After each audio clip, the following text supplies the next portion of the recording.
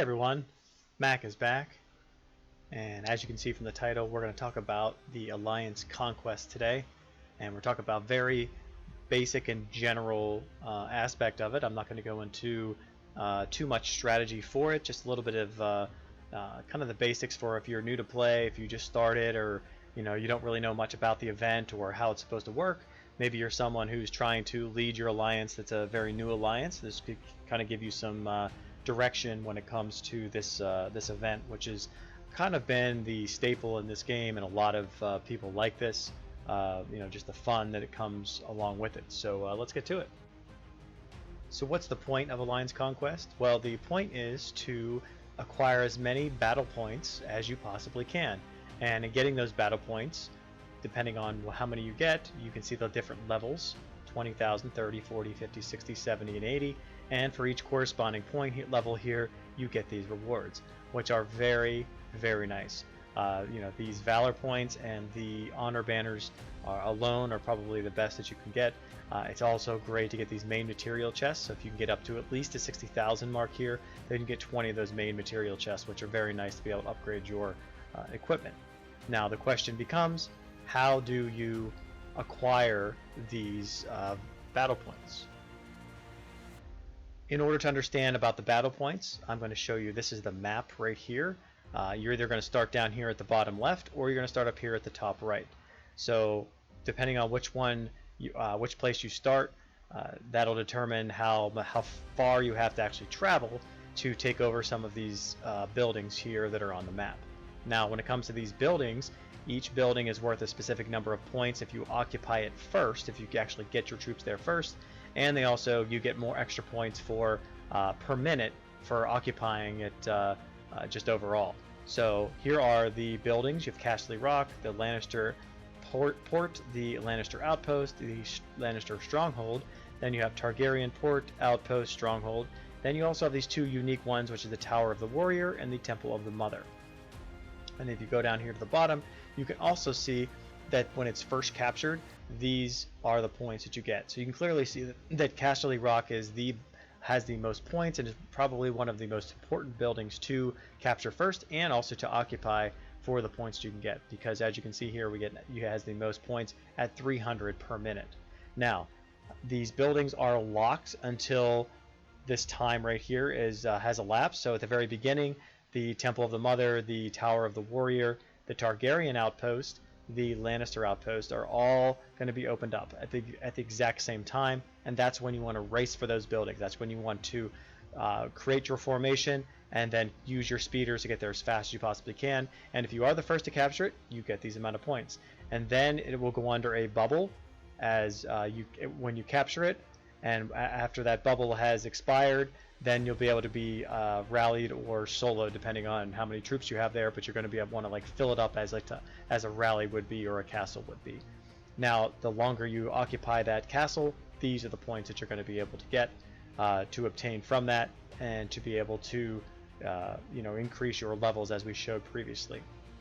Now, when it comes to strategy about how you want to attack these buildings, from the very beginning, there are two strategies that you want to kind of look at. So you have the Temple of the Mother and the Temple of the Tower of the Warrior. So those are the two buildings that have a lot of attention. They garner a lot of attention.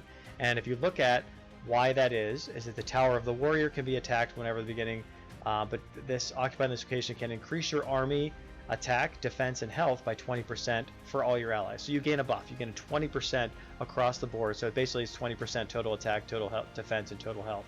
So that's obviously very significant, because you're going to be attacking a lot in this event. And then the Temple of the Mother, it will increase your healing speed by 100% for all allies. So if you're very new to this, for this video, you are going to want to probably get the Temple of the Mother first. Don't neglect the Tower of the Warrior, but the 100% healing is going to save you from using extra healers and so whenever you have your wounded troops, because you're not going to lose any real troops in this. I should have probably mentioned that at the beginning, but you're not going to lose any real troops. It's just going to be wounded, or there's not going to be any troops at all that are going to lose. You can only bring 3 million in at the very most from the beginning, and of those 3 million, they're essentially going to be healed at the very end, so you won't have to worry about it. But when you're in game, it's 100%. From the mother of a healing speed, so that's going to give you, it's going to basically cut in half the healing amount of healers that you're going to have to use from the in-game. So if you're leading an alliance, you're going to want to buy those healers in there, and you want to buy mostly healers, only a couple of those, maybe like 10 to 20 of those the speed ups to get to the buildings, because you're not going to be using them too often. So get the Tower of the Mother. If you can I would prioritize that one if you can. Have one of your more stronger alliance mates in there to be able to defend it, because I think that's very important. The Tower of the Warrior can be important if you're fighting an alliance that's actually stronger than you. Then you might need this. Actually, it will help it quite a bit. But obviously, they may try to prioritize the Tower of the Warrior as well. Now, the other ones I would consider is Casterly Rock, just because you're going to get so many points per minute. It's 300 points.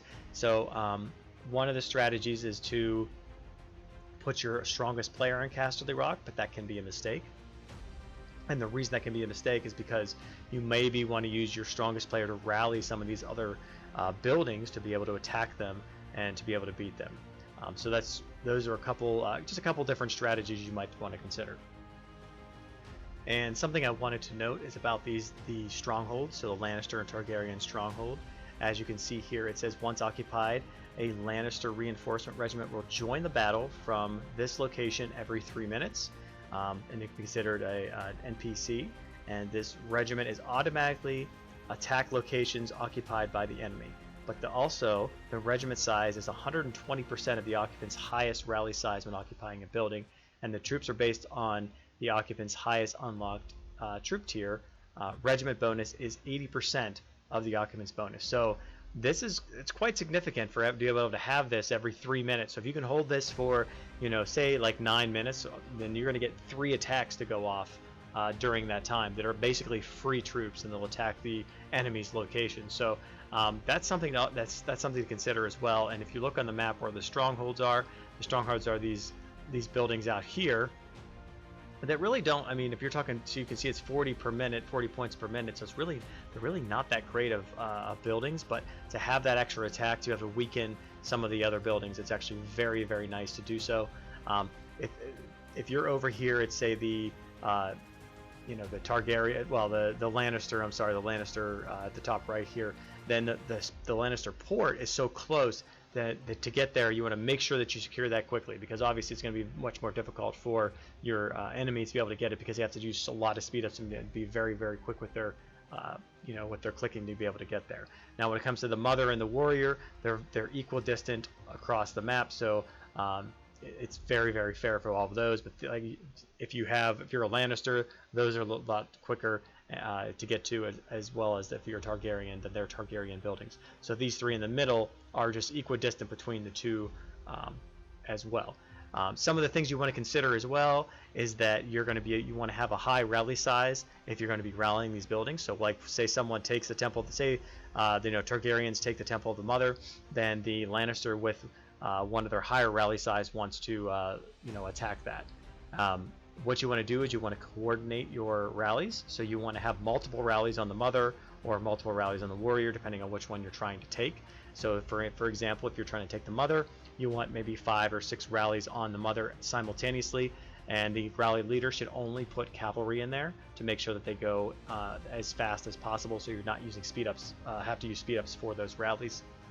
And beyond that, you want to have probably your biggest rally size go last, so they can be the one to do that final blow and hopefully be able to take over the Mother, and then you can heal your troops, and then you can go in there and you'll be able to occupy it and force them to put in their rallies as well.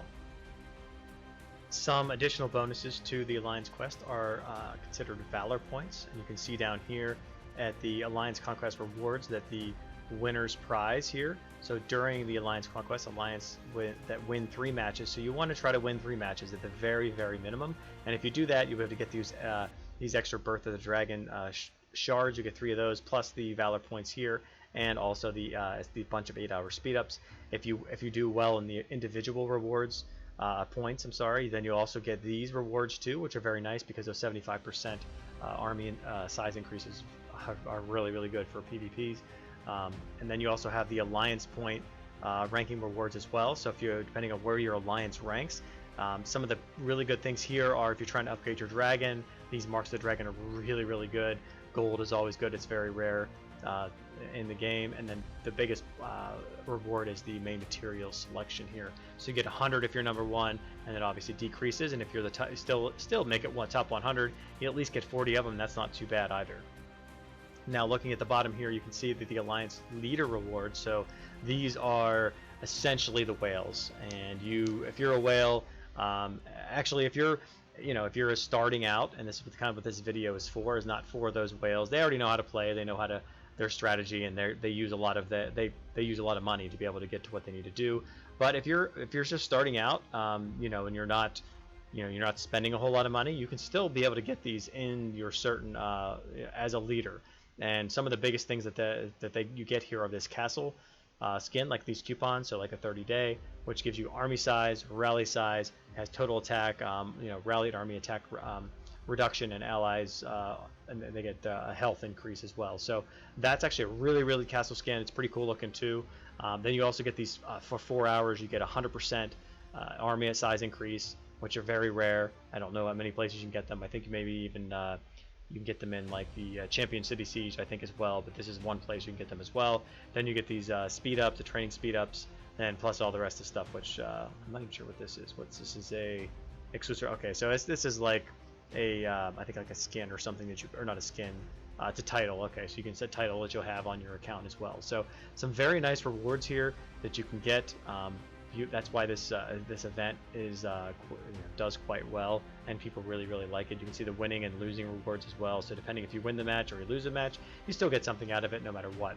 So it's very, very nice to do. The Ultimate Conquest, I'm not going to go over that. That's basically when you make the playoffs and you do really, really well, and you make it to your to be able to fight against the best alliances in the world or in the server. So that's just something else too. You can see here there's Conquest rewards. I guess there's a casual mode, and maybe I'll make a video on this later if about different things as well. So but Alliance Conquest is basically what I want to talk about today, and it's a very good, it's a 1 hour long fun no troop killed type event. And if you have any questions or anything, just send me a message on my YouTube channel here, and I will go over it and give you the best answer that I possibly can. So until next time, Mac out.